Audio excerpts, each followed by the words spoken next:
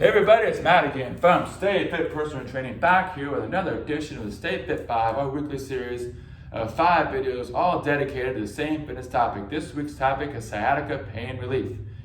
This is video number 2 in this series. In video number 1, I demonstrated how to do myofascial release from a standing position for the piriformis. Today I'm going to show you how to do myofascial release from a seated position for the piriformis.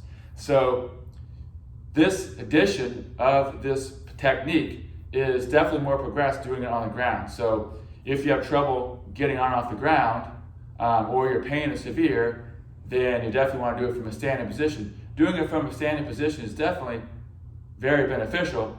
It's just that from a seated position, you can kind of open up the hip a little bit more, as you'll see it here in a second. Open up the hip, open up that piriformis muscle a little bit more, so you get just a little more out of it. In video 1, if you haven't watched that video, please do so. I explained what causes sciatica as well as piriformis syndrome, and I explained the rationale behind doing this technique and how it's going to help give you some pain relief.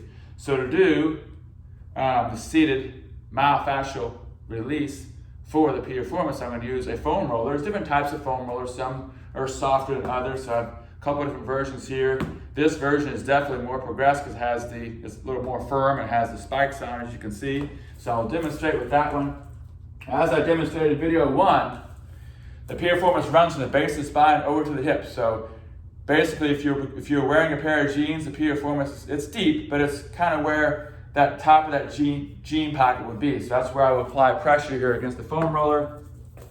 And as I was mentioning earlier, you can see this version of this exercise, of this stretching technique, it allows me to open up my hip and exposes the piriformis muscle more being in this position. So same as the wall, with the standing technique, I'm looking for those knots or those tender areas.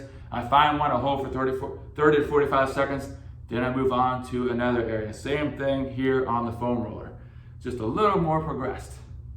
So there you have it, the seated myofascial release for the piriformis.